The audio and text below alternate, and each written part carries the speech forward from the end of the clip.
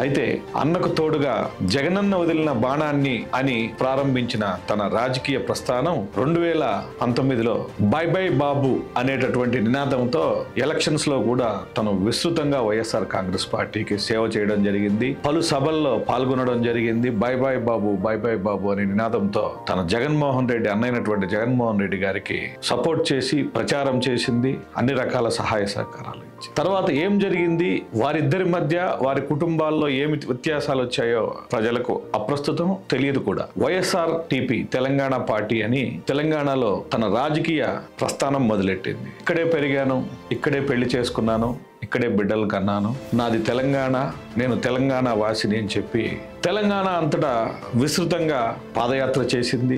ఎన్నో రకాలైనటువంటి నిరసనలు, బంధులు, ఉద్యోగుల కోసం, నోటిఫికేషన్ల కోసం ఎన్నో సందర్భాల్లో తను దీక్షలు చేయడము, ఎన్నో కార్యక్రమాల్లో